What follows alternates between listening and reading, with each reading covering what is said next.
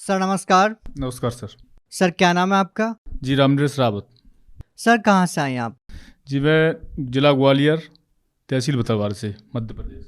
Sir संत रामपाल जी महाराज से जुड़ने से पहले आप क्या भक्ति साधना करते थे?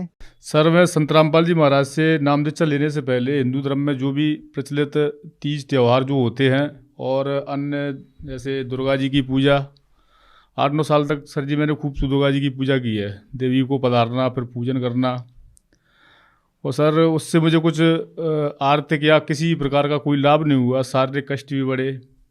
सर आपने नव दुर्गा की पूजा लगभग 8-9 साल तक की है। अन्य देवी देवताओं की पूजा आप करते थे और ये साधनाएं लगभग हर एक हिंदू धर्म के व्यक्ति करते हैं। तो सर ऐसा क्या कारण है कि इतने सारे लोग इन साधनाओं को करते हैं और आपने बताया कि इन साधनाओं को करने के बाद भी आपको कोई लाभ नहीं मिला?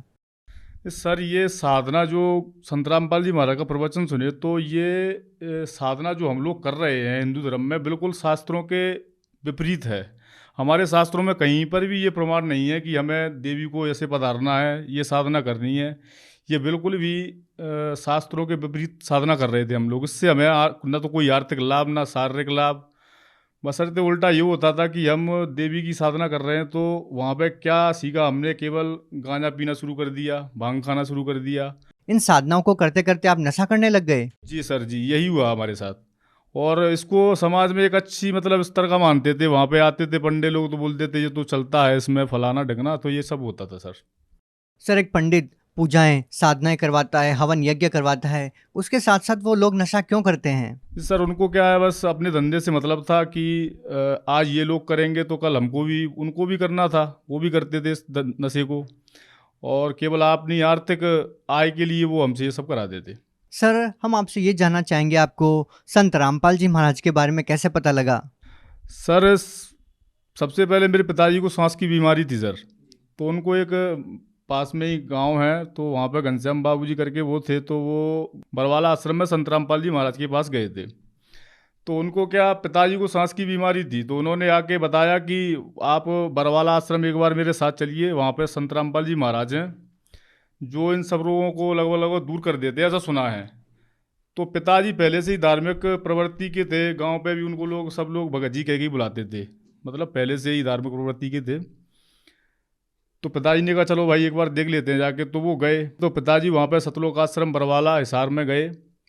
तो वहाँ से लौट के ऐसे गुरुजी ने आश्रम से संत रामपाल जी महाराज से नाम लिया पिताजी ने। उसके बाद लौट के आगे भगत जी, तो उनका सांस वगैरह की जो प्रॉब्लम थी तो धीरे धीरे वो कम होती मुझे दिखी। तो मेरी समझ से पहले ये थी कि पिताजी की तबीयत खराब होती थी तो मैं कहीं पर भी मतलब जाता था तो वापस मुझे शाम को घर आना था, क्योंकि पता नहीं कब तबीयत खराब हो जाए, उनके लिए दवा वगैरह लाना पड़ता था। तो उनकी तबीयत में भगत जी आराम मिला तो पिताजी पुस्तक लाए थे ज्ञान गंगा। तो उन्होंने क्या किया, उन्होंने डायरेक्टली मुझसे तो नहीं कहा कि बेटा इसको पढ़ लेना। उन्होंने मेरे ऐसे, यहाँ पे मैं सोता था पलंग के डोर वगैरह पे, तो वहाँ पे रख दी। मैं क्या, शरीर में पूरे बेकार थे, दारू पीना, पुड़िया, सिगरेट, मतलब जो कोई ऐसा बेकार नहीं है जो मुझ में नहीं था। तो पिताजी ने डायरेक्टली मुझसे ये आके नहीं बोला कि बेटा इसको पढ़ लेना या नशा पत्ता छोड़ देना। कई बार भगत जी प्रयास भी किया मैंने इस चीज़ को छोड़ने का, कि कहीं गिरिराज जी वगैरह जाना कि वहाँ पे जाके मेरा ये नशा पत्ता छूट जाए। आज मैं वहाँ पे जा रहा हूँ तो लौट के इसको वहाँ पे छोड़ के आऊँगा, लेकिन भगत जी ऐसा कोई प्रभाव नहीं पड़ा। तो फिर उसके बाद जैसे पिताजी ने उस पुस्तक को मेरे वहाँ पर रख दिया तो मैंने उसको पढ़ा। सर जी मैंने वो सृष्टि रचना को पढ़ा तो मेरे दिमाग में ऐसी बात फिट हो गई भगत सर जी की, ये गुरु जी पूरे हैं संत रामपाल जी, इनसे मुझे नाम लेना है। उसके बाद फिर मैंने संत रामपाल जी महाराज का प्रवचन टीवी पर देखना शुरू किया, जिससे मैं प्रभावित होकर सर जी ग्वालियर में नामदान केंद्र है, वहाँ पे मैंने जाके दीक्षा ली। सर पहले जो आपने पूजा साधना की उनसे आपको कोई विशेष लाभ नहीं मिला, तो हम आपसे ये जानना चाहेंगे क्या संत रामपाल जी महाराज से नाम दीक्षा लेने के बाद आपको कोई लाभ मिला? सर सबसे पहला लाभ तो सर, शरीर में जो विकार थे, जो पहले लोग मुझे देखते थे वो अब मुझे पहचान नहीं पाते हैं कि ये वही है। सर दारू, मुर्गा, अफीम, गांजा, भांग, मतलब टोटली सब मैं करता था सर, ये पूरे अमाल मुझ में थे। उसके बाद संत रामपाल जी महाराज से नाम लेने के बाद सर ये विकार तो छूटे ही, साथ में पथरी की प्रॉब्लम आई थी मेरे पेट में। उसके बाद मैंने उसका अल्ट्रासाउंड वगैरह कराया तो 7-8 mm की पथरी उन्होंने बताई।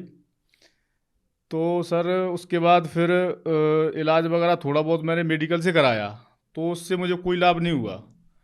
फिर मैंने गुरुजी से प्रार्थना लगाई, संत रामपाल जी महाराज से प्रार्थना लगाई, गुरुजी आप तो सब दुखों का निवारण करते हैं, तो ये फिर मेरी पथरी क्यों हुई? तो सर जी जैसे मैंने आज प्रार्थना लगाई तो सुबह मेरी पतली उसी पेशाब की नली से बाहर निकल गई। मैंने खुद उसको देखा और महसूस किया, मतलब निकली जब। उसके बाद सर जी अभी लगभग महीने भर पहले की बात है, तो दास अपना ट्रैक्टर लेके खेत पे जा रहा था, बच्चा भी मेरा छोटा वाला साथ में था। तो सर जी ट्रैक्टर रास्ते में पलट गया, इसका मैंने शायद मेरे पास वीडियो भी है, जो कुदरत में परमात्मा ने ही बनवाया था शायद इसी दिन के लिए।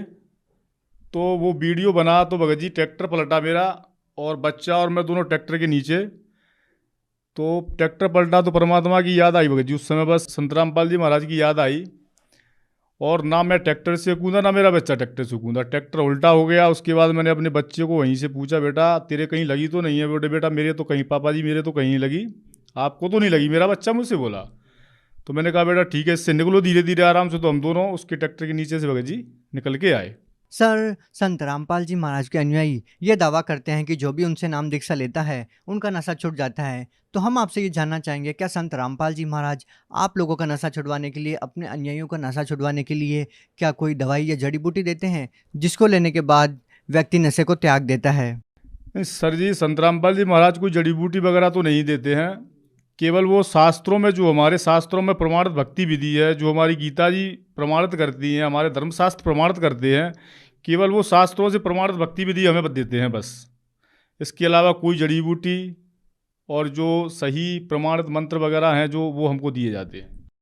सर, जैसा कि आपने बताया कि आपने लगभग 8-9 साल तक नव दुर्गा की पूजा की, तो हम आपसे ये जानना चाहेंगे, जो देव देवताओं की पूजा पंडित लोग करवाते हैं और संत रामपाल जी महाराज जी से नाम दीक्षा लेते ही संत रामपाल जी महाराज जी उन देव देवताओं की भक्ति करने की एक अलग ही विधि बताते हैं, तो क्या संत रामपाल जी महाराज द्वारा बताई गई विधि सही है? नहीं सर, ऐसा कुछ नहीं है कि संत रामपाल जी बिल्कुल जो देवी देवताओं की भक्ति हम करते थे उनका संत रामपाल जी ने तरीका बदल दिया, केवल शास्त्रों के अनुसार वो साधना करा रहे हैं।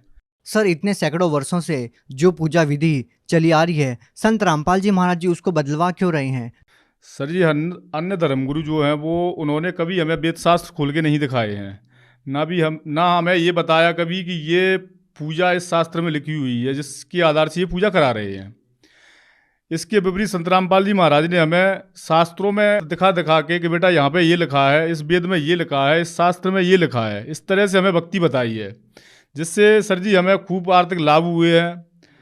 जो भक्ति हम पहले अन्य धर्मगुरुओं द्वारा बताई हुई करते थे उससे हमें लाभ तो कुछ नहीं हुआ, केवल शरीर में बेकार और सब तरह से घाटा ही घाटा हुआ है सर। सर, जो लोग आज भी देव देवताओं की पूजा करते हैं और उन पूजाओं को करते करते भी आपकी तरह उनको लाभ नहीं मिल रहा है, तो उन लोगों को आप क्या संदेश देना चाहेंगे, क्या कहना चाहेंगे? सर मैं संदेश देना चाहूँगा सर कि अगर हम किसी कार्य को करते हैं, या तो हम उस कार्य को सही से करेंगे तो हमें उसका लाभ मिलेगा। अगर उस कार्य को हमको करना नहीं आता और फिर हम उसको करेंगे तो सर उसको, उससे हमें घाटा पड़ेगा सीधा। तो हम जो साधना पहले कर रहे हैं वो साधना सही शास्त्रों के अनुसार नहीं है, जिससे हमें उसका कोई लाभ नहीं मिल रहा है। अगर हम संत रामपाल जी द्वारा बताई हुई साधना को, जो कि शास्त्रों के अनुकूल है, अगर उससे हम भक्ति करेंगे तो हमें लाभ मिलेगा ही मिलेगा। ये 100% प्रमाणित है। अगर वो आपकी तरह संत रामपाल जी महाराज जी से लाभ चाहते हैं, तो वो संत रामपाल जी महाराज से नाम दीक्षा कैसे ले सकते हैं? सर संत रामपाल जी महाराज के कईयों चैनलों पर प्रवचन आते हैं, जिसमें नीचे नंबर दिए जाते हैं आश्रम के, वहाँ से आप संपर्क करके किसी भी नज़दीकी नामदान सेंटर का पता लगा सकते हैं और वहाँ पे जाके नामदान ले सकते हैं। अभी गुरुजी ने, संत रामपाल जी महाराज ने ऑनलाइन नामदान की व्यवस्था भी की रखी है, जो घर बैठे आपको मिल सकती है। जी, बहुत बहुत धन्यवाद। सत साहिब।